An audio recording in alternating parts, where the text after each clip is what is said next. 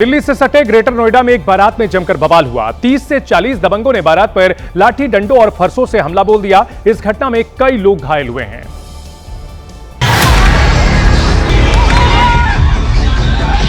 जहां बारातियों पर फूलों की बरसात होनी थी, उन्हीं बारातियों पर लाठी डंडों और फरसे से हमला बोल दिया गया।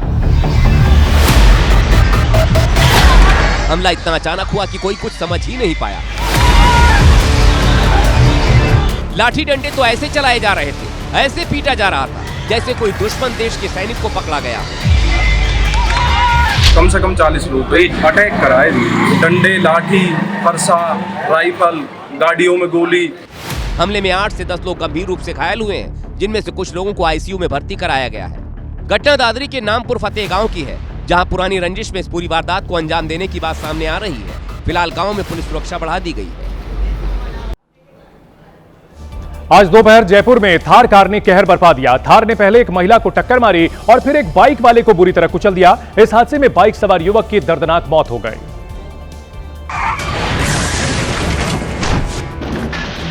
यह हादसा जिसने भी देखा कलेजा मुंह को आ गया। थार ने बाइक को पूरी तरह टक्कर मार। इस टक्कर में बाइक सवार युवक थार के नीचे ही फंस गया था। गंभीर तौर पर चोट खाने की वजह से बाइक सवार युवक की मौके पर ही मौत हो गई।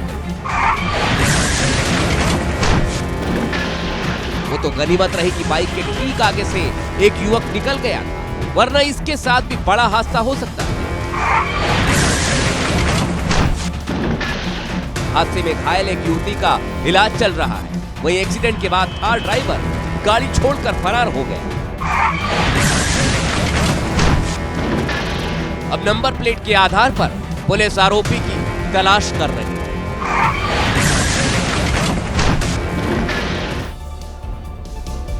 तेजस्वी यादव और उनकी पार्टी आरजेडी बिहार चुनाव में हार के लिए वोट चोरी और ईवीएम को जिम्मेदार बता रहे हैं, लेकिन इस बीच आरजेडी के नेता भाई वीरेंद्र के बयान ने पार्टी नेतृत्व पर ही सवाल उठा दिए हैं। दरअसल सामने आए एक वीडियो में भाई वीरेंद्र आरोप लगाते दिखे कि चुनाव के वक्त टिकट बंटवारा मेरिट पर न होकर बल्कि कुछ लोगों के कहने पर किया गया। जब जादव को ही टिकट देना था तो फिर विजय मंडल का टिकट क्यों कटा? कि बाहर के लोग को टिकट दिया गया। कुछ ऐसे नेता हमारे यहाँ हैं जो नाम के समाजवादी हैं और 3 जिला चलाते हैं। भाई वीरेंद्र ने सीधे तौर पर पार्टी नेताओं और उनकी चुनावी रणनीति पर सवाल उठा दिए, जिसे लेकर अब बीजेपी ने चुटकी ली है।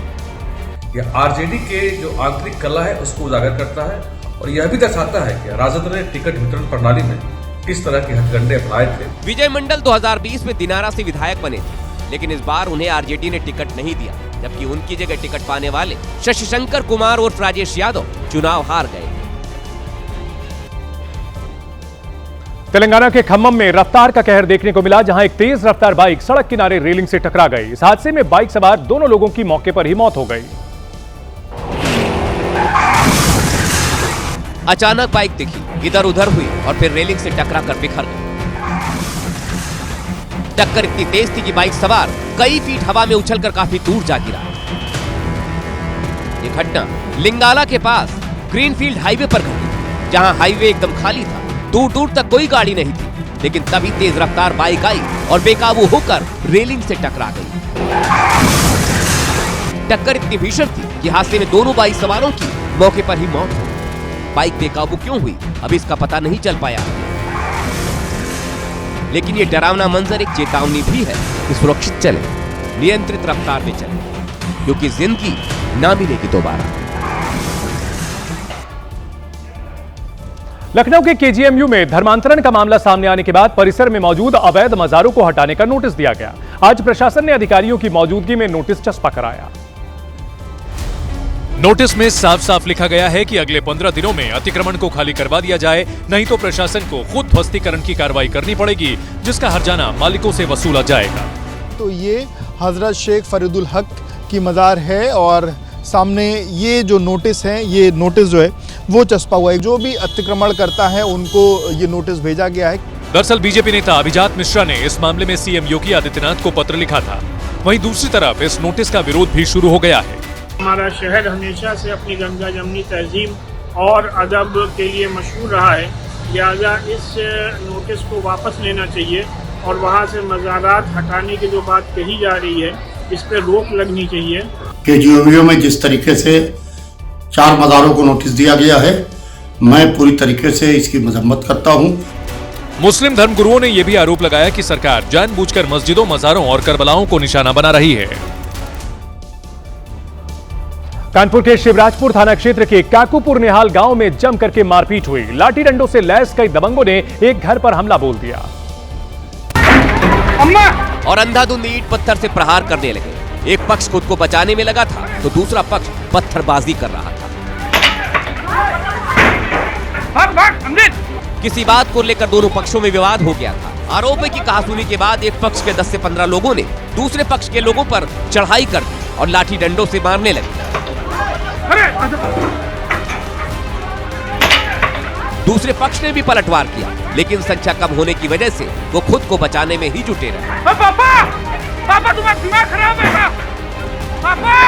सूचना मिलने पर पुलिस मौके पर पहुंची और दोनों पक्षों को शांत कराया। इसके बाद गांव में कई थानों की पुलिस तैनात कर दी गई। इस मामले में 20 से ज्यादा लोगों के खिलाफ तहरीर दी गई है। और अब आपके जीवन से जुड़ी सबसे जरूरी खबर। यह खबर पानी से जुड़ी हुई है। दुनिया जल संकट से जूझ रही है और इसमें भारत के कई शहर भी शामिल हैं। वाटरशेड इन्वेस्टिगेशन और द गार्जियन के अध्ययन में यह पता चला है कि दुनिया के कई शहरों में पानी तकरीबन खत्म हो चुका है। दुनिया के 100 सबसे बड़े शहर गंभीर जल संकट से जूझ रहे हैं और जल संकट में दिल्ली चौथे, कोलकाता 9वें नंबर पर है, जहां पानी की भयंकर किल्लत है। जल संकट में मुंबई 12वें नंबर पर है तो चेन्नई 29वें पायदान पर है। वहीं बेंगलुरु और हैदराबाद भी टॉप 50 शहरों में शामिल हैं। वहीं अफगानिस्तान का काबुल पहला शहर बन सकता है जहां आने वाले वक्त में पानी बिल्कुल खत्म हो जाए। संकट की वजह नदियों का सिकुड़ना और भूमिगत जल स्तर का गिरना है। बढ़ती गर्मी सूखे की समस्या को और गंभीर बना रही है और संयुक्त राष्ट्र की रिपोर्ट के मुताबिक दुनिया अब वैश्विक जल संकट के युग में प्रवेश कर चुकी है। यानी पानी की एक एक बूंद की कीमत हर किसी को समझनी होगी, क्योंकि जल है तो कल है। और ये एक शहर नहीं बल्कि भारत के कई और शहरों के भी हालात एक जैसे ही बने हुए हैं और आने वाले समय में यह संकट और गहरा सकता है और बढ़ सकता है। महाराष्ट्र के बुल्ढाना में एक टीचर की बेरहमी का मामला सामने आया। मामला पिंपल गांव राजा इलाके का है। यहां होमवर्क न करने पर टीचर ने 10 साल के मासूम की बेरहमी से पिटाई कर दी। होमवर्क न करने पर बेरहम शिक्षक को इस कदर गुस्सा आया कि उसने मासूम छात्र के शरीर को लाल कर दिया। पिटाई से छात्र की पीठ पर कितने ही निशान चस्पा हो गए, लेकिन टीचर का गुस्सा शांत नहीं हुआ। वही मामला सामने आने के बाद लोगों ने घटना पर नाराजगी जताई और आरोपी टीचर की गिरफ्तारी की मांग की, जबकि छात्र को खामगांव में मौजूद अस्पताल में भर्ती कराया गया। आरोपी शिक्षक का नाम विलास चीम बताया जा रहा है। राजस्थान के भीलवाड़ा के प्रतापनगर में सड़क पर हड़कंप मच गया जब एक तेज रफ्तार ट्रक ने कॉलोनी के अंदर उत्पात मचा दिया। उसने कई गाड़ियों को क्षतिग्रस्त कर दिया और फिर इलाके में शोर मच गया। ड्राइवर मौके से फरार होने लगा। एक आदमी ने ट्रक पर चढ़कर उसे रोकने की कोशिश की तो एक आदमी डंडा लेकर भागा। दोबारा देखिए सकरी गलियों में मोड़ पर ड्राइवर ने कैसे ट्रक दौड़ाया और कई गाड़ियों को तोड़ने मोड़ने के बाद ड्राइवर भागने में कामयाब हो गया। लाखों की गाड़ियां कुछ सेकंड में खड़े खड़े कबाड़ बन गए। तस्वीरें भीलवाड़ा के प्रतापनगर इलाके की हैं। गनीमत यह रही कि भारी भरकम ट्रक की चपेट में कोई आदमी नहीं आया। पुलिस ने ट्रक को जब्त कर लिया है, लेकिन ड्राइवर अब भी फरार है। उत्तराखंड के रुड़की से एक दिल दहला देने वाला वीडियो सामने आया है, जिसमें कुछ लोग पिता पुत्र को फावड़े से मारते हुए दिखाई दिए। इस मारपीट में घायल पिता पुत्र की हालत बहुत नाजुक बनी हुई है। पहले कुदाल लेकर दौड़ाया, फिर पल भर में वहां पहुंच गया जहां कुछ लोग एक व्यक्ति को पकड़कर मार रहे। फावड़ाधारी बिना कुछ सोचे समझे फावड़े से प्रहार करने लगा। एक ही प्रहार में जमीन पर गिरा दिया। उसके बाद भी हमलावर पसीजा नहीं, जमीन पर गिरे व्यक्ति पर ताबड़तोड़ प्रहार करते रहे। एक कुदाल से मार रहा था तो 2 डंडों से दनादन मार रहे थे।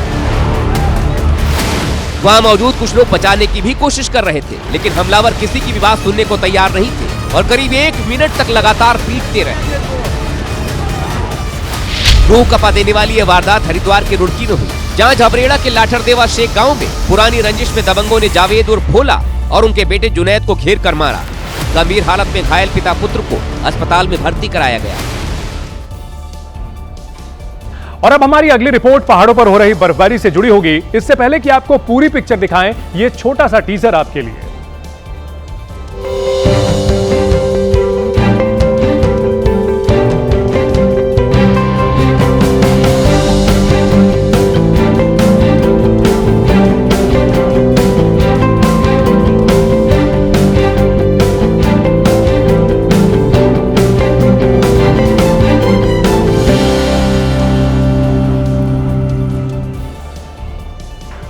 तो पहाड़ों पर बर्फबारी का नजारा देखते ही बन रहा है। इस पूरी ठंड के सीजन में पहली बार इतनी बर्फबारी हुई है कि देश के पहाड़ी राज्यों में बर्फ का प्रकोप एक साथ देखने को मिला है।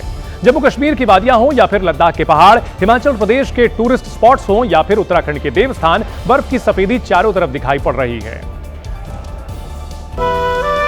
लद्दाख में पहाड़ का एक हिस्सा ऐसा नहीं था जहां बर्फ ना हो। सड़क पर फैली बर्फ को साफ कर नीचे फेंका जा रहा था। इन मुश्किल हालातों में नेशनल हाईवे 1D को बंद कर दिया गया, जिससे कश्मीर और लद्दाख के बीच का संपर्क टूटा। हालात ऐसे हुए कि सड़कों पर पैदल चलना भी मुश्किल हो गया। जिंदगी पर ऐसा ही ब्रेक कश्मीर के भद्रवाह में भी लगा। वहां तो गाड़ियों के ऊपर बर्फ की इतनी मोटी परत जमी कि उसे पिघलने में ही काफी समय लगेगा। बारामूला में भी अपनी गाड़ी और दूसरी चीजों से लोग कितना ही बर्फ हटाएं, लेकिन बार बार हो रही बर्फबारी से उनका काम मुश्किल हो रहा था। यही हाल पुंछ और डोडा के पहाड़ों का हुआ। वादियां सफेद हुई और घाटी के ये दोनों इलाके भी जन्नत जैसे नजर आने लगे।